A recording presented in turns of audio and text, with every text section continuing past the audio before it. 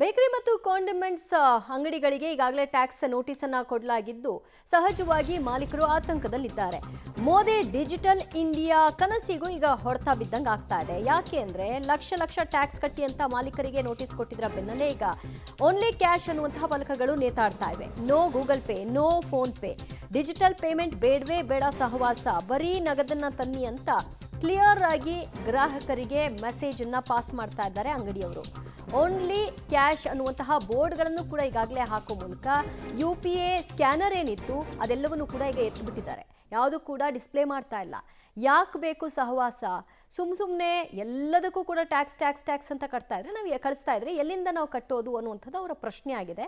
ಆದರೆ ನಾವೇನು ಇದನ್ನು ಹೊಸದಾಗೇನು ಹಾಕ್ತಾ ಇಲ್ಲ, ನಿಯಮ ಇದೆ, ಅದನ್ನು ಪಾಲನೆ ಮಾಡಿರಲಿಲ್ಲ. ಈಗ ಅವರು GST ನಿಯಮ ಪಾಲನೆ ಮಾಡಬೇಕು, ಅದರ ಪ್ರಕಾರವಾಗಿ ಟ್ಯಾಕ್ಸ್ ಪಾವತಿ ಮಾಡಬೇಕು ಅನ್ನೋದು ವಾಣಿಜ್ಯ ತೆರಿಗೆ ಇಲಾಖೆಯ ಅಭಿಪ್ರಾಯ.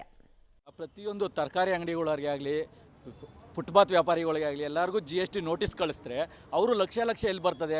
ಅವ್ರು ದಿನ ದುಡಿದ್ರೂ 300 ರೂಪಾಯಿ ಮನೆಗೆ ತಗೊಳಕ್ಕಾಗಲ್ಲ. ಅಲ್ಲಿಗೆ ಪ್ರತಿಯೊಂದಕ್ಕೂ ದುಡ್ಡು ಕಟ್ಟೋಕ್ಕಾಗಲ್ಲ. ಎಲ್ಲರೂ ಸ್ವಂತ ಮನೆಯಲ್ಲೇ ಇಲ್ಲ, ಎಲ್ಲ ಬಾಡಿಗೆ ಮನೆಯಲ್ಲಿ ಇದ್ದಾರೆ, ಸ್ಥಿತಿವಂತರು ಇದ್ದಾರೆ, ತೀರಾ ಬಡವರು ಇದ್ದಾರೆ. ಆ ಒಂದು ದಿನದ್ದು ವ್ಯಾಪಾರ ಮಾಡಿದ್ರೆ ಅವರು ಆ ಒಂದು ದಿನದ ವ್ಯಾಪಾರಕ್ಕೂ ಯಾರ ಹತ್ರನೇ ಸಾಲ ಇಸ್ಕೊಂಬಂದೇ ವ್ಯಾಪಾರ ಮಾಡಿರ್ತಾರೆ. ಅವ್ರಿಗೆ GST ಕಟ್ಟೋಕ್ಕೆ ದುಡ್ಡು ಇರೋದಿಲ್ಲ. ನಮ್ಮಂಥವ್ರಿಗೆ ಇವಾಗ ನಮಗೂ ನೆಕ್ಸ್ಟ್ ಆಟೋ ನಮಗೂ UPI ಅಮೌಂಟ್ ಕೊಡಿ ಅಂದರೆ ನಾವೆಲ್ಲಿಂದ ಕೊಡೋಣ?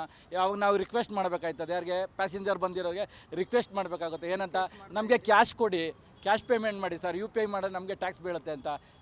ತುಂಬ ತೊಂದರೆ ಆಗಿದೆ ಸರ್, ಜೀವನ ಮಾಡೋಕ್ಕೆ ತುಂಬ ತೊಂದರೆ ಆಗ್ತಿದೆ. ಪ್ಯಾಸೆಂಜರ್ಗಳ ಹತ್ರ ನೀವು ನೆಟ್ ಕ್ಯಾಶ್ ಕೊಡಿ ಅಂತ ರಿಕ್ವೆಸ್ಟ್ ಮಾಡ್ತಾ ಇದ್ದೀರಾ? ಹೌದು, ಆನ್ಲೈನ್ ವ್ಯವಹಾರ ನಿಲ್ಲಿಸಬೇಕು ಅಂತ ಖಂಡಿತ ನಾನು ಹೇಳ್ತಾ ಇದ್ದೀನಿ.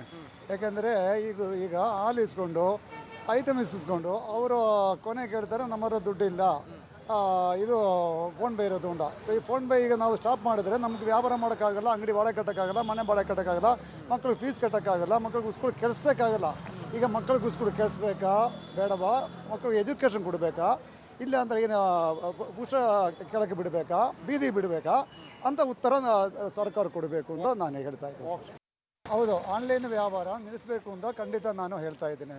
ಯಾಕೆಂದ್ರೆ ಸರ್, ಈಗ ನಾವೊಂದು ಸಣ್ಣ ಪುಟ್ಟ ವ್ಯವಹಾರಸ್ಥರು, ಈಗ ನಾವೀಗ ಒಂದು ಟೀ ಕಾಫಿ ಸಿಗರೇಟು ಮತ್ತು ಮಾಡ್ತೀವಿ, ಅದೆಲ್ಲ ಬಿಲ್ ಕೊಡೋಕ್ಕಾಗಲ್ಲ. ನಮಗೀಗ ಇವರದೆಲ್ಲ ಪಕ್ಕದಲ್ಲೆಲ್ಲ ನೋಟಿಸ್ ಕೊಡೋರೆ, ನಮಗೀಗ ಭಯ ಆಗ್ತಾ ಇದೆ ಸರ್. ಇಲ್ಲಿ ಜೀವನ ಮಾಡಬೇಕು, ವ್ಯಾಪಾರ ಮಾಡಬೇಕು ಅಂತ ನಮ್ಗೆ ಗೊತ್ತಾಗ್ತಾ ಇಲ್ಲ ಸರ್.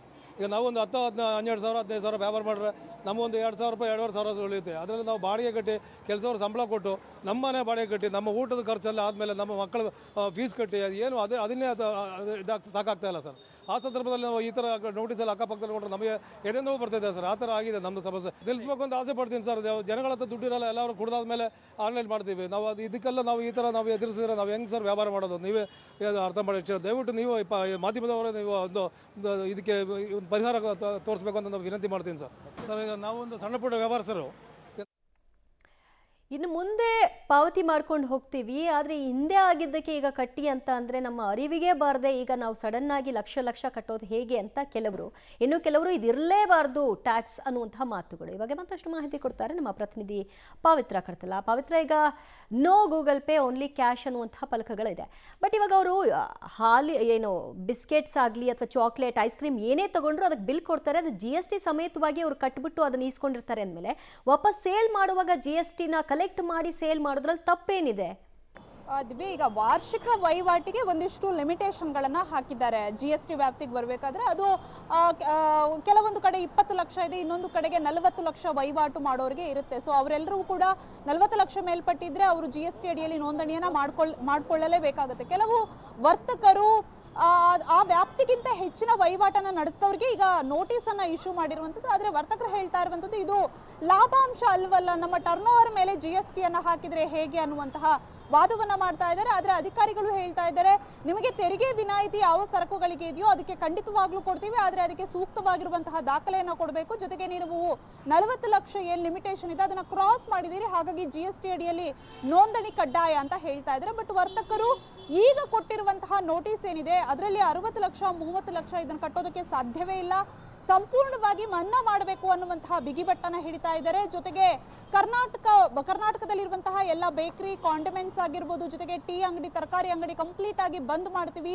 ಜುಲೈ 23ರಿಂದ ಹಾಲು ಮಾರಾಟವನ್ನು ಕೂಡ ಬಂದ್ ಮಾಡ್ತೀವಿ ಅಂತ ಹೇಳ್ತಾ ಇದ್ದಾರೆ. ಬಟ್ ಅಧಿಕಾರಿಗಳು ಬಹುಶಃ ಪಟ್ಟು ಸಡಿಲಿಸಿದಂತೆ ಕಾಣಿಸ್ತಾ ಇಲ್ಲ. ಇವತ್ತು ಕೂಡ ಪತ್ರಿಕಾ ಪ್ರಕಟಣೆಯನ್ನ ಹೊರಡಿಸಿದ್ದಾರೆ. ಆದ್ರೆ ಕ್ಲಿಯರ್ ಆಗಿ ಮೆನ್ಷನ್ ಮಾಡಿದ್ದಾರೆ, ಈಗ ನೋಟಿಸ್ ಕೊಟ್ಟವರು ಎಲ್ಲರೂ ಕೂಡ ವಹಿವಾಟನ್ನ ಏನ್ ಮೀರಿದ್ದಾರೆ ಅವರೆಲ್ಲರೂ ಕೂಡ GST ಅಡಿಯಲ್ಲೇ ಬರ್ತಾರೆ. ಹಾಗಾಗಿ ನೋಂದಣಿಯನ್ನು ಮಾಡ್ಕೊಳ್ಳೇಬೇಕು.